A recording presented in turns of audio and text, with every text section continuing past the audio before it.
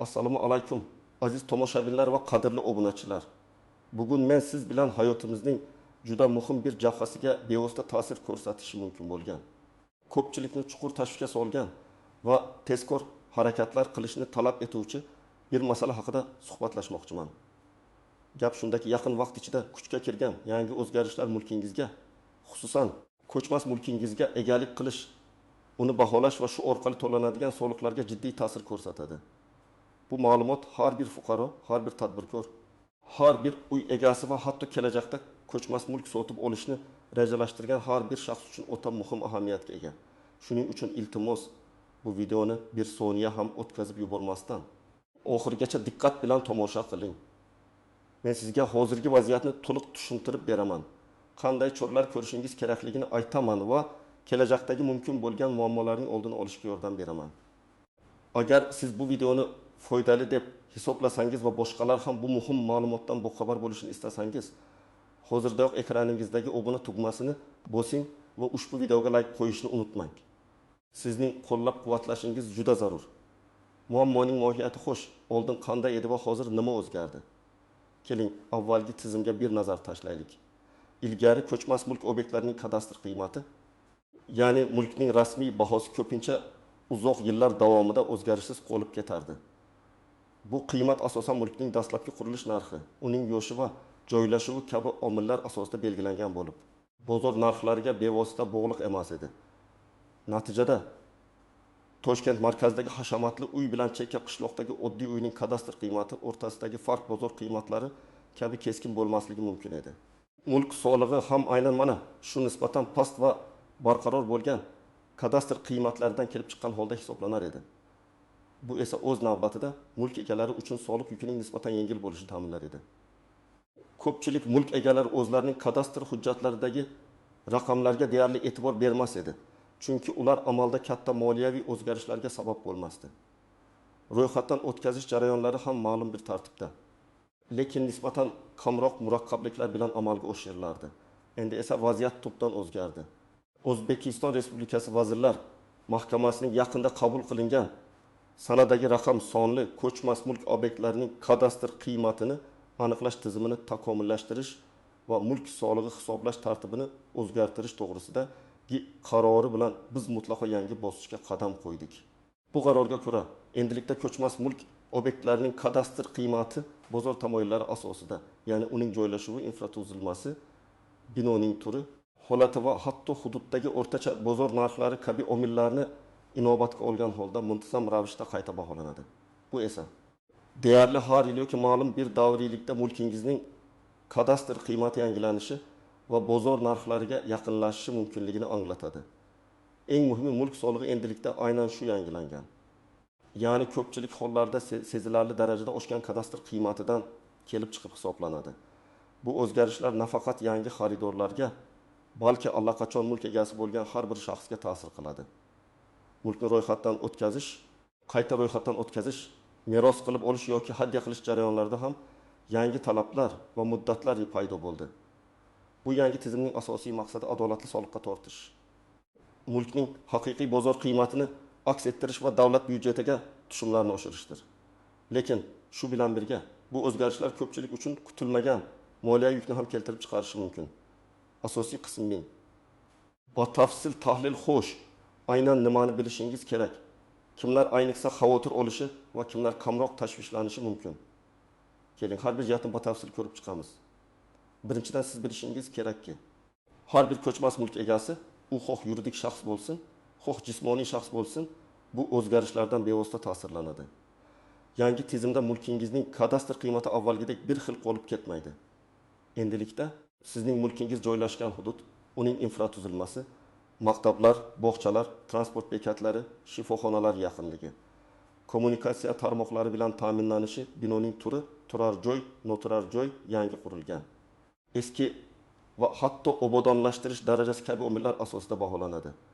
Bu degani Toshkent shahrining markaziy tumanlarida, masalan, Mirzo Ulug'bek, Yunusobod yoki Shayxontohur tumanlaridagi ko'chmas mulklarning kadastr qiymati sezilarli darajada, ba'zan bir necha barobarga o'sishi kutilmoqda.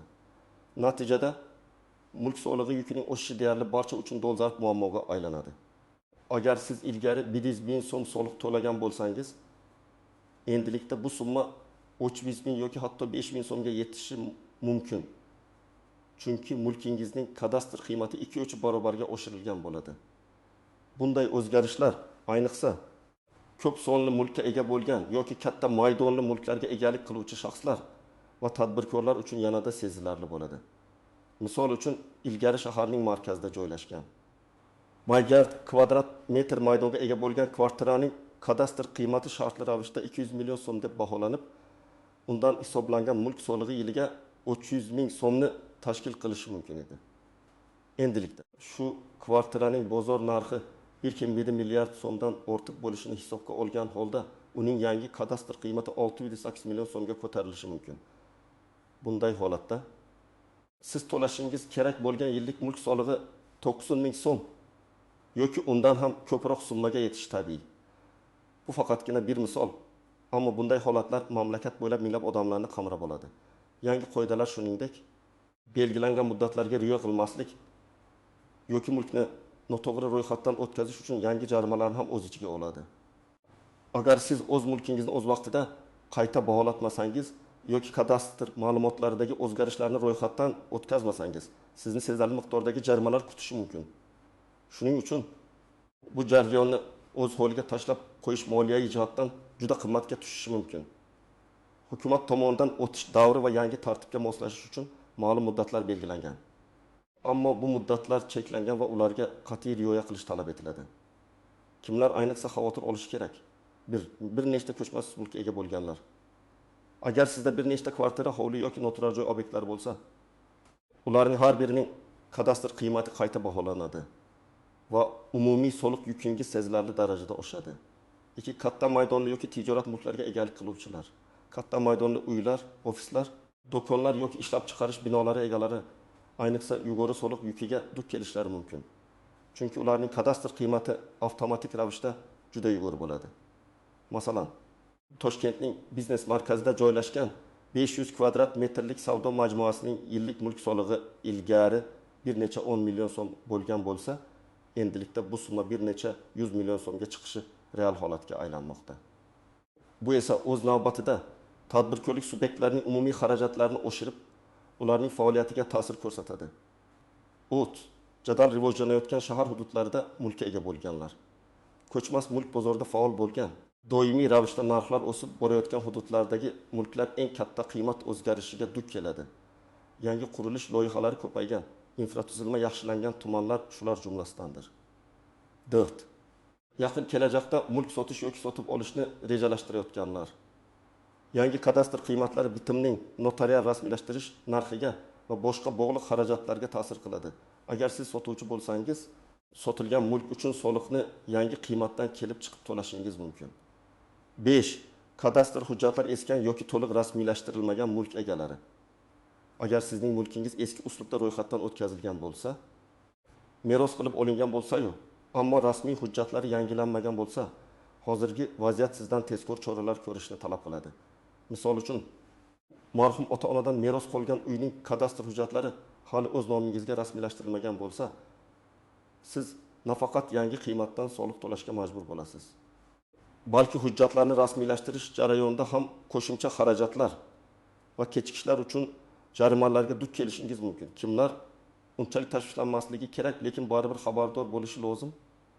1. Qishloq joylarda yoki kam rivojlangan hududlarda yagona, nisbatan kamtarona mulkka ega bo'lganlar. Ularning mulkining qiymati shahardagi mulklar kabi keskin oshmasligi mumkin. Ammo baribir qayta baholash jarayoni ularga ham ta'sir qiladi. Soliq yukining o'zgarishi nisbatan kichik bo'lishi mumkin.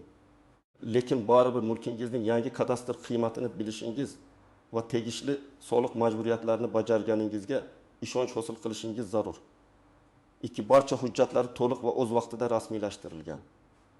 Soliq to'lovlari bo'yicha qarzdorlik bo'lmagan shaxslar. Siz allaqachon tartibli bo'lganingiz uchun faqatgina yangi kadastr qiymatlarini tekshirishingiz va kelajakdagi soliq to'lovlarini shunga muvofiq rejalashtirishingiz kifoya. Biroq mening hammam joyida deb xotirjamlikka berilmasdan, baribir rasmiy portallar orqali o'z mulkingizning yangi bahosini aniqlab olishni tavsiya qilaman. Asosiy qism 2. Istisnolar. tuzoqlar va noaniq nuanslar har qanday qonunchilikda bo'lgani kabi bu yangi tartibda ham o'ziga xos istisnolar, e'tibor berilishi kerak bo'lgan tuzoqlar va ko'zdan panada qolishi mumkin bo'lgan noaniq nuanslar mavjud. Ularni bilish sizni ko'plab bosh og'riqlardan qutqarishi mumkin. Istisnolar: alohida fuqarolar toifalari uchun imtiyozlar, pensiyada bo'lgan shaxslar, nogironligi bo'lgan shaxslar, mehnat faxriysi unvoniga ega bo'lganlar va boshqa bir qator ijtimoiy himoyaga muhtoj fuqarolar uchun ko'chmas mulk solig'i bo'yicha imtiyozlar mavjud. Biroq bu imtiyozlar miqdori va ularni olish tartibi o'zgargan bo'lishi mumkin. Masalan, ilgari siz avtomatik tarzda imtiyozdan foydalangan bo'lsangiz, endilikda uni har yili qayta tasdiqlash yoki yangi hujjatlar taqdim etish talab etilishi mumkin. Shuningdek, imtiyozlar faqat ma'lum bir miqdordagi, masalan, 6 kvadrat metrgacha mulkka nisbatan qo'llanilishi mumkinligini yodda tutish lozim.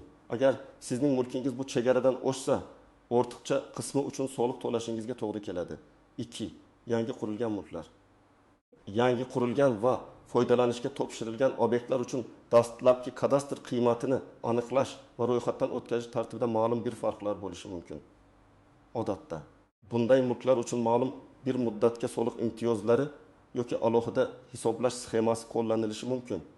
Ammo bu boradagi aniq ma'lumotlarni Davlat kadastr palatasidan yoki davlat xizmatlari markazlaridan aniqlab olish shart. 3. Qishloq xo'jaligi yerlari. Qishloq xo'jaligi yerlarining baholash tizim turar joy va noturar joy binolaridan farq qiladi.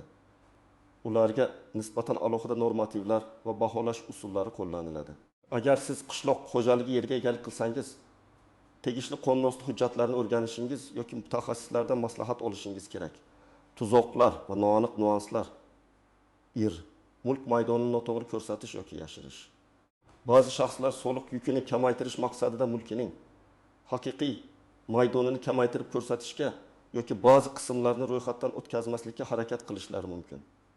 Bu jiddiy oqibatlarga olib kelishi mumkin.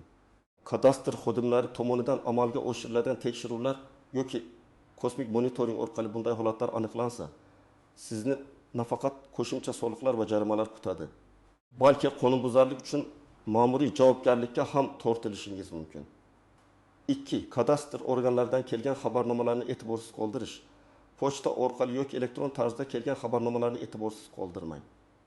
Ularda yangi baholash natijalari, soliq to'lovlari yoki hujjatlardagi kamchiliklar haqida muhim ma'lumotlar bo'lishi mumkin.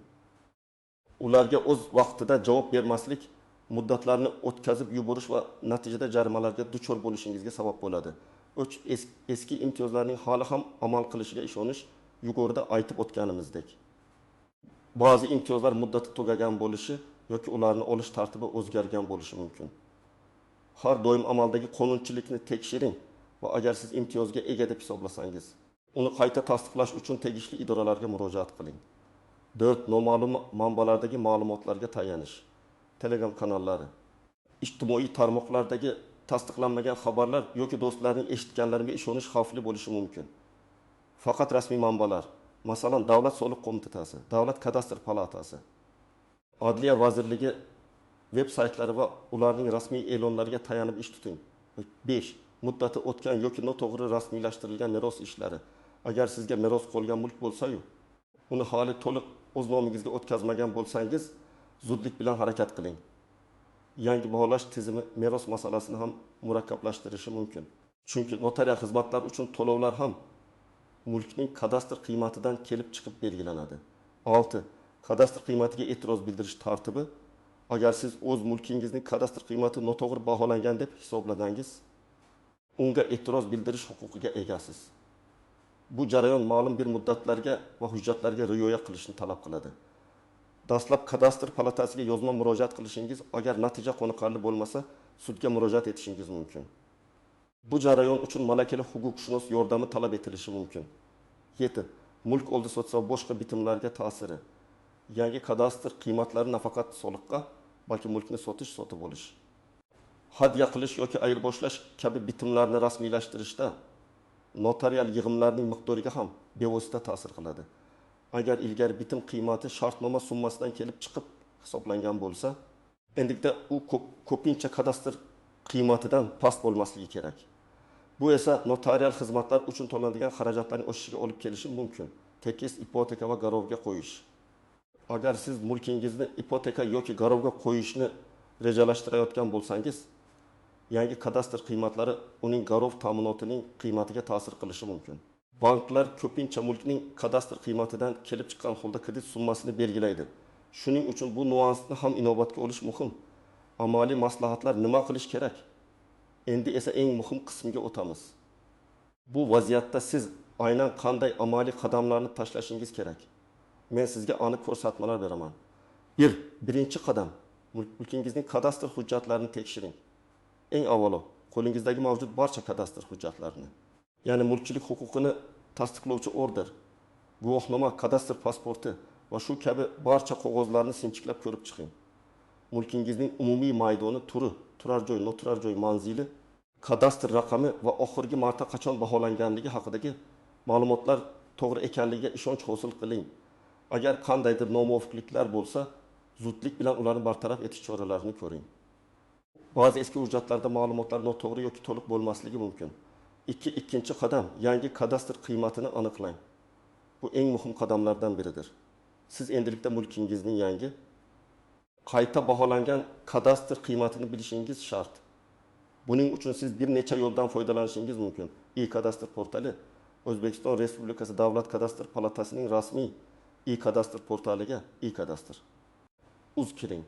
O'z shaxsiy identifikatsiya raqamingiz chayr orqali tizimga kiring va mening mulklarim bo'limida o'z mulkingiz haqidagi barcha ma'lumotlarni, shu jumladan yangi kadastr qiymatini tekshiring.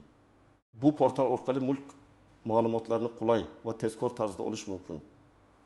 Davlat kadastr palatasining hududiy bo'limlari. Agar siz internetdan foydalanishda qiynalsangiz yoki ma'lumotlarni shaxsan aniqlashni istasangiz, yashash joyingizdagi yoki mulkingiz joylashgan hududdagi Davlat kadastr palatasining hududiy bo'limiga pasportingiz va mulk hujjatlaringiz bilan murojaat qiling. Ularning mutaxassislari sizga barcha zarur ma'lumotlarni taqdim etishadi.